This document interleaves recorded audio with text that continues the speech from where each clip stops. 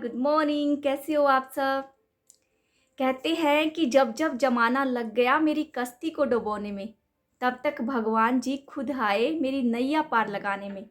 एक भगवान और भगत की बहुत ही अच्छी कहानी है दोस्तों, चलो शुरू करते हैं। एक बार एक राजा था। उसने अपने नगर में, अपने महल में कृष्ण जी का, श्री कृष्ण महाराज का एक मंदिर बनवाया। उस मंदिर में एक पुजारी रहता था। अब राजा और पुजारी जो है दोनों उम्र में थोड़े बड़े थे। तो पुजारी क्या करता था, राजा जी हर रोज एक सेवक के हाथों एक माला भेजते थे मंदिर में, और पुजारी उस माला को भगवान श्री कृष्ण को पहना देते थे। और फिर थोड़ी देर के बाद, नहाने के बाद राजा आते थे और वो भगवान श्री कृष्ण के गले से उतारकर जो माला है वो राजा को पहना दी जाती थी। ये मंदिर में अब आए दिन एक परंपरा सी बन गई थी। एक दिन की बात है, राजा जो कि बूढ़ा हो चला था, राजा की तबीयत खराब थी, तो राजा बीमार हो गया। उसने सेवक के हाथों माला भिजवा दी और सूचना भी भिजवा दी कि आज जो है राजा नहीं आ पाएंगे मंदिर में दर्शन के लिए।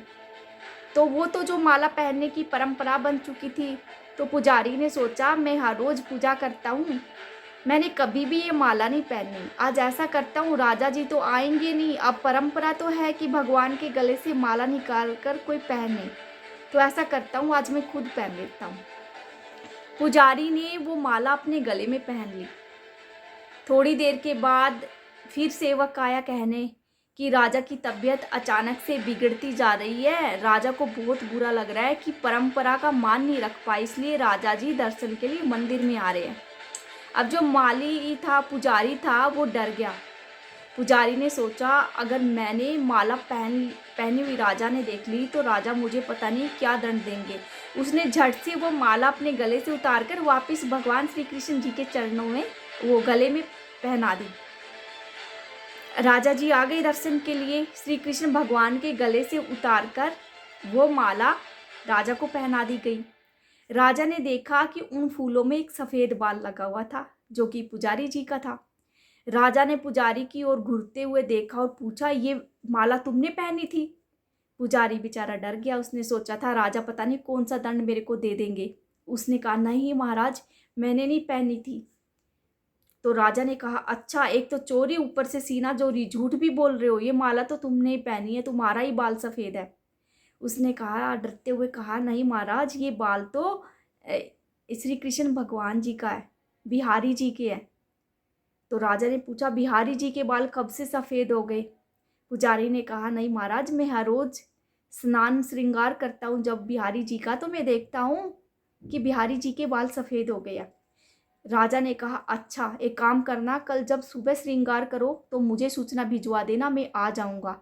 और अगर बिहारी जी के बाल सफ़ेद नहीं हुए तो तुम्हें मृत्युदंड दिया जाएगा।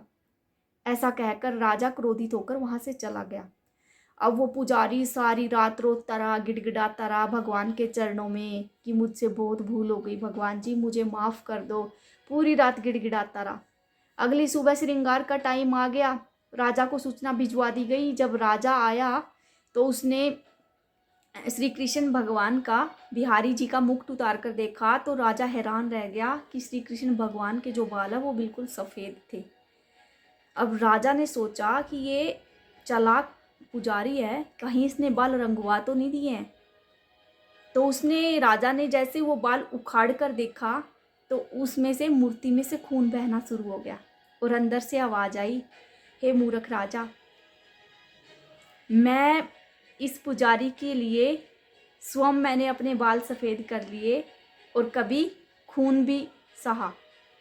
मैंने अपनी भगत की रक्षा के लिए, सिर्फ तुम्हें समझाने के लिए, तुमने मुझे सिर्फ एज ए मूर्ति देखा और इस पुजारी ने मुझ में भगवान देखा।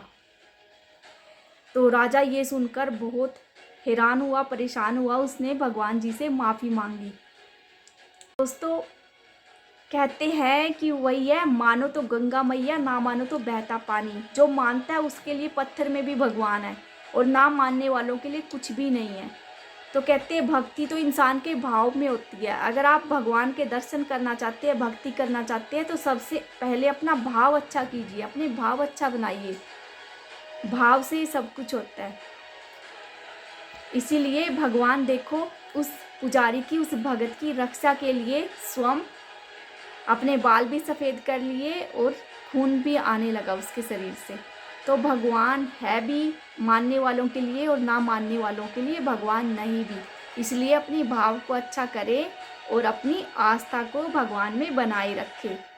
सब कुछ है मानने वालों के लिए और ना मानने वालों के लिए कुछ भी नहीं है। तो कैसी लगी आपको मेरी कहानी, प्लीज़ मुझे कमेंट सेक्शन में बताना।